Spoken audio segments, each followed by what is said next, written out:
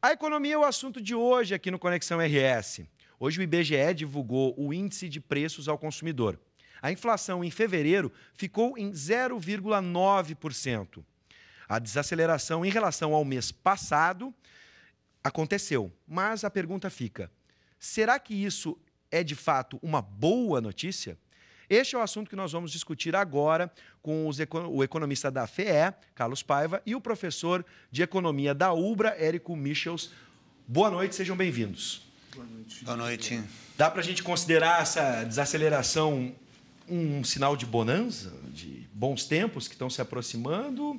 Ou é um efeito ainda de uma recessão, do baixo consumo, da queda do consumo e das taxas de juros, por exemplo? Professor Carlos, tenha bondade. Na verdade, o problema inflacionário brasileiro ele é um problema estrutural e não vejo que tenha uma relação, digamos assim, com a crise econômica propriamente. A crise econômica, em grande parte, ela foi instituída para enfrentar o problema inflacionário, ok? Fundamentalmente, o governo opera desde 1994, desde que foi implantado o real, com dois mecanismos de combate à inflação. O mecanismo básico do Plano Real é elevação dos juros e, com a elevação dos juros, atrair capital externo para que a nossa moeda fique mais forte, o dólar fique fraco, fique barato e a gente possa importar com facilidade. E, a partir daí, com a importação, você tem uma depressão dos preços internos, quer dizer, você valoriza vamos supor que o real tivesse de R$2 para $1, né? Aí um calçado chinês que entra aqui como $10 custa R$20. Se você faz o real ficar mais forte, vai para 1,5, o calçado é comprado ainda como $10, mas ele entra como R$15. Com isso, os fabricantes nacionais têm que baixar de preço. Isso foi a estratégia fundamental que foi adotada desde o Plano Real e os resultados, a gente viu, são perversos. Não é à toa que eu usei o exemplo do calçado. Sim. Okay? O setor calçadista é muito empregador, ele foi desestruturado nessa pressão competitiva contínua. Você ficou elevando o juro, valorizando o real. Eu viajei durante 10 anos consecutivos para o exterior, para a Europa, para os Estados Unidos, para a Ásia, Bom, agradeço ao Fernando Henrique Cardoso, conheci praticamente o mundo todo, em quase todo lugar que eu ia, eu era rico, porque o Plano Real criou essa ilusão, muito parecida com aquele período em que os argentinos vinham aqui e diziam dame 12, dame 13, dame 4. Nós estávamos ricos no mundo todo. É uma riqueza artificial. Quando você tem as crises, dos vários episódios de crise que nós tivemos ao longo do Plano Real, um foi de caráter interno, foi no momento em que o Lula explodiu e não poderia mais deixar de ser presidente, em 2002, que houve uma fuga, um temor e nós tivemos uma desvalorização. Na outra foi em 2008 e agora nós tivemos de novo, nesse momento, na transição para 2014, 2015. Nesse caso, quando o dólar fica muito caro, tipo 4, os preços vão pressionar, porque nós importamos muito. O preço da soja, por exemplo. Sim. O saco de soja está $30. Bom, se está 2 para 1, é R$60. Se está 4 para 1, ele vira R$120. E esse é o preço que o produtor quer. Vai vender lá e vai vender aqui. E o óleo de soja vai subir. Então, o governo compensou, já que o dólar se tornou mais caro, ele puxou o freio através da política fiscal contracionista, ok? Com isso, vocês geram um certo desemprego e a taxa de salário não cresce na mesma velocidade, tende a decrescer e os custos caem. Foi o que o governo fez no ano passado e a inflação ficou sob um certo controle, apesar da explosão do dólar. Chegamos a 10%, mas não era de estranhar. Ao mesmo tempo, o Levy liberou um conjunto de preços públicos que vinham sendo controlados antes, alguns deles, do meu ponto de vista, com exagero. Ele achava que tinha que fazer uma inflação corretiva. Todos esses elementos estão entrando sob controle, sim. A desaceleração está um pouco menor do que era o esperado, mas é porque nós temos alguns setores que não estão sendo adequadamente focados, não se ajustaram ainda, especialmente em alimentos. Eu tenho a impressão que esses ajustes virão e a inflação será posta sob controle. Não é ela o problema, os problemas são outros. Muito bem. Professor, algo a completar? Realmente, a tua pergunta a inflação ainda é alta, mas ela realmente está um pouco menor, ou ela vai começar gradativamente, se continuar nessa trajetória, a diminuir o seu volume anual. 0,9 é muito para um mês, ainda é muito. Claro, sim. Mas é menos do que estava ocorrendo agora nos últimos meses. Então, espera-se que chegue nesse ponto que o professor Carlos está colocando aí. Bom, agora, muita gente diz a respeito das taxas de juros, né, juros altos, que isso beneficia apenas os bancos. Vale a pena manter essas taxas altas no momento que a gente está vendo hoje? Essa pergunta é complicada, porque, na verdade, assim, o que você quer? A pergunta é o que você quer, ok? Se você quiser diminuir o desemprego, é preciso diminuir as taxas de juros e o governo voltar a gastar um pouco mais, né? Se o teu objetivo é esse, tu tens que mudar essa política. O problema é que, se você fizer isso, numa conjuntura em que nós temos o dólar ainda muito forte, houve uma grande desvalorização do real e todos os importados e exportados ficam mais caros, como eu expliquei antes, se você adotar uma política ainda por cima, estimular a economia, estimular o consumo interno, estimular a demanda, a pressão inflacionária vai subir de novo, e aí tu vai passar dos 2 dígitos. Do meu ponto de vista, é preciso desenvolver políticas anti-inflacionárias, de combate à inflação, alternativas à que a gente tem ocupado. O Plano Real, de certa maneira, já está dando um limite no seu prazo de validade. É preciso desenvolver alternativas e o governo está bastante parado em relação a isso. Os governos do PT não mudaram nada na área do combate à inflação. Eles têm inflexões, mas nesta área é a mesmice. E em 20 anos está no limite, né? Agora, sim, você tem que ter claro, se você quiser mudar esse momento sem uma alternativa, o Plano Real, e diminuir a taxa de juros e aumentar os gastos fiscais, a inflação passa de 2 dígitos. O que a população não quer mais, quer dizer, a ideia de que a inflação é boa para o pobre não convence mais depois do período dos anos 80, percebe? Sim. Não adianta mais, a pessoa sabe o que... Quando a gente viveu a inflação de 20%, 30% ao mês, você fazia um contrato, dizia, eu vou receber R$1.000, e quando você recebia de fato, estava 30% desvalorizado, ninguém suporta mais. Esse é que é o problema, senão é muito fácil dizer baixa a taxa de juros e gasta mais. A questão é, isso vai gerar que consequência? E como é que a gente controla? A pergunta que eu faria para ti, Carlos, e também já na sequência repasso para o professor, é se é possível o governo gastar mais dentro da perspectiva que a gente vive hoje. O governo é muito cobrado a respeito disso, dos seus gastos. É que, na verdade, assim, existe uma certa confusão com essa coisa dos gastos do governo. Os gastos do governo, eles têm tamanho impacto na economia que, muitas vezes, quando o governo gasta mais, ele arrecada mais o suficiente para poder cobrir os seus gastos, percebe? O gasto do governo a mais não pode ser entendido como um gasto que não vai ter consequências na arrecadação. O governo gasta menos para impor uma crise para a economia. As pessoas, às vezes, não entendem isso.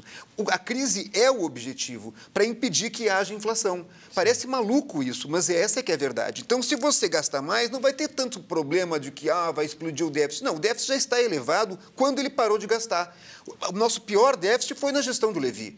O Levy, o que ele fez? Cortou gasto. Quando cortou gasto, cortou a dinâmica da economia. Sem dinâmica da economia, o governo não arrecada. Sim. Ok? Então, a questão não é tanto se ele vai ter superávit ou déficit, a questão é, podemos crescer num momento em que a inflação não está sob controle ainda? Do meu ponto de vista, é complicado. A população que tem que escolher, ok? A população tem que escolher. Eu acho que a população escolheu em 94 e não voltou ainda atrás. Não disse, olha, eu estou de acordo que pode haver inflação de novo. Eu acho que ainda não. É isso que a Dilma está dizendo.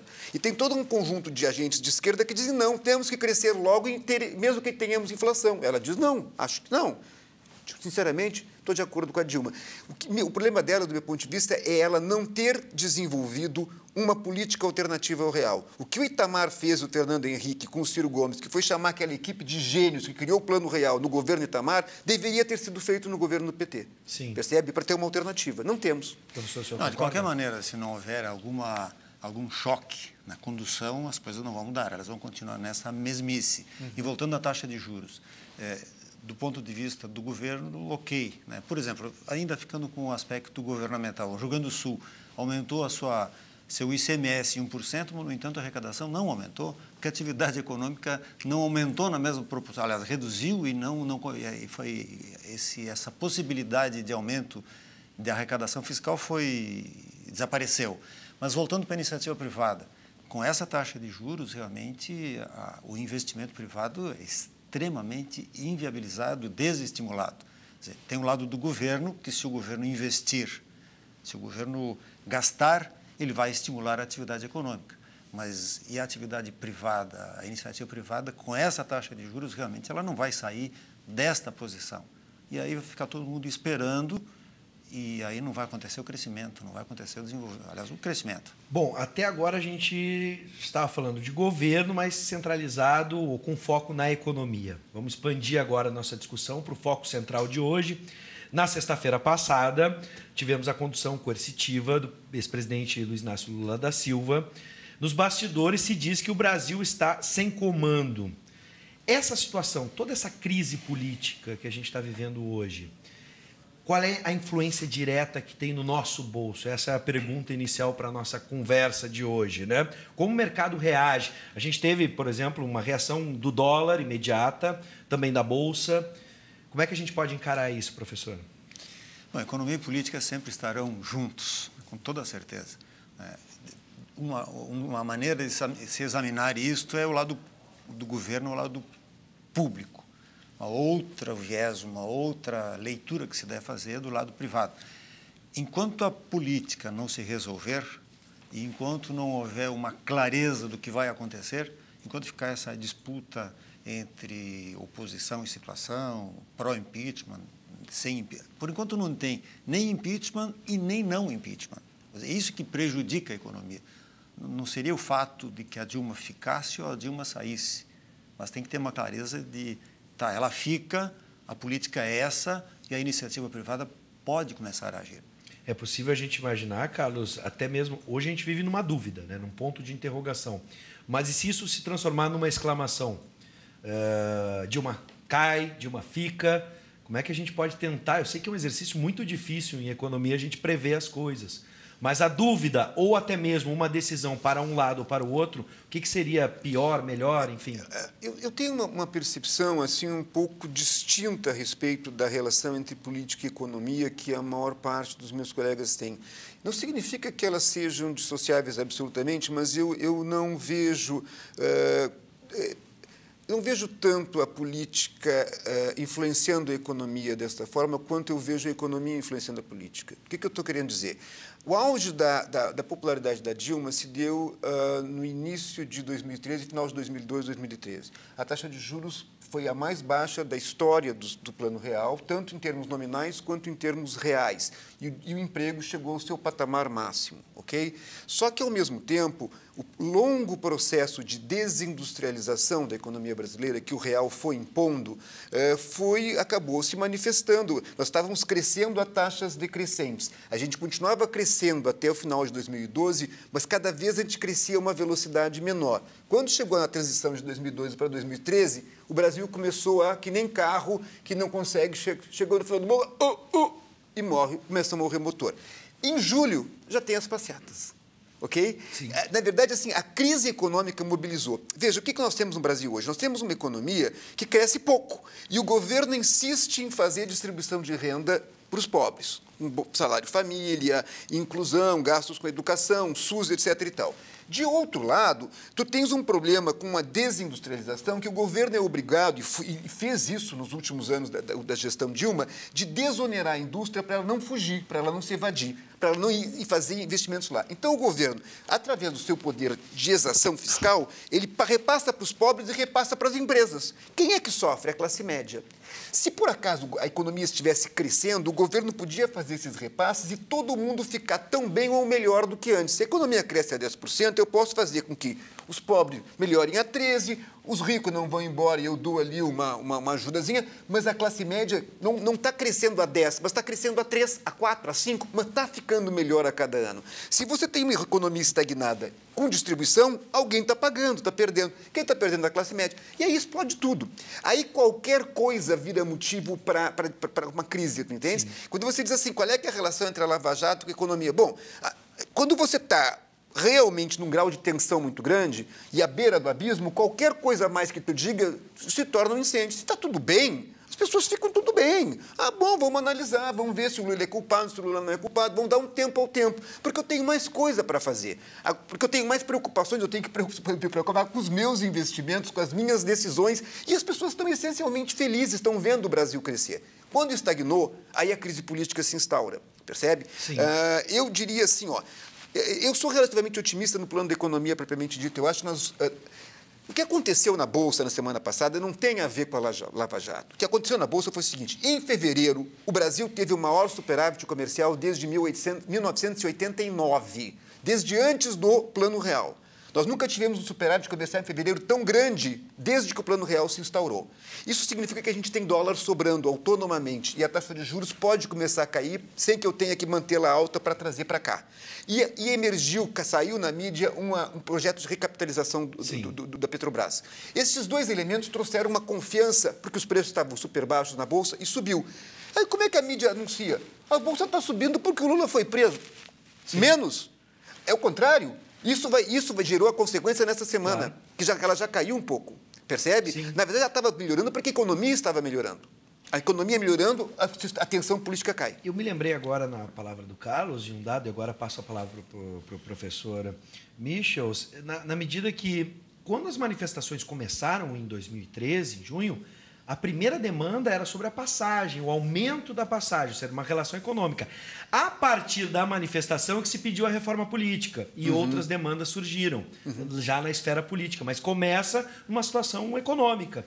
Professor, nesse exercício que eu estava tentando, que eu estou propondo, né, um exercício difícil, nessa reação do mercado, a reação do dólar, o mercado é a favor do impeachment, a gente pode entender assim, dessa forma. A situação, por exemplo, alguns acreditam que na medida em que a Dilma cai, tudo pode se transformar do dia para a noite. Como é que o senhor encara essa percepção? Não, eu acho que o mercado, eu te diria que o mercado não é a favor nem contra. O mercado ele quer a estabilidade para poder agir, para poder investir, porque todos os setores estão sofrendo. Se a classe média, como diz o professor Carlos, está sendo prejudicada, ela está deixando de consumir. Ao deixar de consumir, ela está puxando o ciclo produtivo para trás.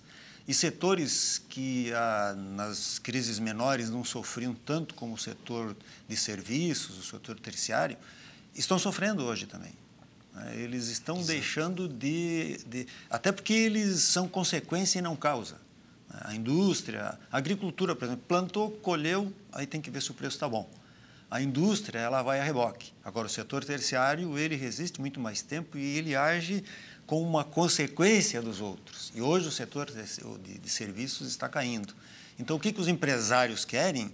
Eles querem que estabilize, eles querem que haja consumo, não importa se o governo seja de A ou de B, da Dilma ou de quem a suceder, até porque hoje não tem nenhuma clareza que se a Dilma cair, quem vai ficar? Sim. Então, o mercado não tem essa sinalização da Dilma ou do outro qualquer. A Dilma ou uma incerteza. O que o mercado quer é certeza, é segurança. Bom, eu vou fazer uma pergunta, a gente está chegando aos finalmente, e a análise dos dois, né? Ainda pensando no futuro. No início das previsões, a gente sabia que 2015 ia ser um ano difícil e que 2016 ainda seria um ano difícil, mas essa previsão foi no final do ano de 2015 e ainda não tinham estourado todos esses processos que estão acontecendo, essas operações que estão acontecendo no país, e especialmente a partir da Lava Jato, dessa 24ª operação. A gente ainda tem essa previsão de que 2016 vai ser um ano difícil e que 2017 e 2018 a gente vai ter uma retomada? Ou agora ficou praticamente impossível, até essa situação política se definir, a gente ter uma perspectiva do que vai ser a economia brasileira daqui para frente? Professor. Não, as coisas não vão ser tão rápidas assim. O professor Carlos é talvez um pouco mais otimista do que eu, pela análise que tem feito aqui. A economia brasileira ela tem um potencial, claro que tem. Hoje as coisas estão paradas, hoje a atividade está restrita. Para que a inflação pare, zere, para que haja um crescimento novamente, vai levar um certo tempo, independente da política. Pode até que a política, neste momento, não esteja ajudando tanto essa retomada. Mas é um tempo muito longo que nós estamos sofrendo de redução da atividade e de preços com crescimento acima daquele que se deseja. 2016, acho que não precisa ser mago para se dizer que não vai ser um ano de crescimento positivo e nem de uma inflação muito baixa. Pode e deve melhorar. Carlos? Na verdade, assim, eu tinha uma visão mais positiva de 2016, porque eu tenho muita confiança na capacidade propulsiva das exportações. Tá? Eu tenho alguns trabalhos sobre isso, sobre as diferenças entre o grau de encadeamento das atividades que a gente exporta e o grau de encadeamento do investimento. A gente importa muito a máquina de fora enquanto que aquilo que a gente exporta é muito encadeado. Então, quando a gente exporta, a economia toda se movimenta. E eu tinha para mim que o Brasil ia exportar bastante e ia reagir, porque nós ainda temos uma indústria, você não destruiu a indústria completamente, ela poderia se resgatar. Bom, com o aumento da tensão política, as coisas ficam mais indeterminadas, porque, de fato, a depender de como é que avança, chega um ponto que fica inseguro o empresário, né, para fazer investimentos e responder às possibilidades de demanda postas por uma desvalorização, por uma exportação, por exemplo. Tá? Então, tudo vai depender muito, eu acho, do que eu vou chamar aqui de grau de espetacularização da Lava Jato. O que aconteceu na sexta foi um espetáculo. Aquilo era completamente desnecessário. E eu achei isso particularmente triste porque foi um momento em que justamente a Bolsa explodiu, melhor semana dela também, algumas décadas, e nós tivemos a grande notícia do nosso superávit comercial, vazou a coisa da nova política de capitalização da Petrobras, e tudo estava bem. E, de repente, você tem esse espetáculo que é desnecessário. É óbvio que é muito importante que haja todo tipo de investigação, mas as investigações podem ser feitas de uma forma que tranquilize a população e os empresários em geral, e não que os deixe ainda mais ofegantes sem saber o que será o amanhã. Se é esta que se faz, bom, aí não tem jeito. Aí, por mais que a economia melhore no plano das exportações, a desconfiança, o descrédito e o temor se aprofundam e as pessoas não conseguem produzir, investir, tomar decisões.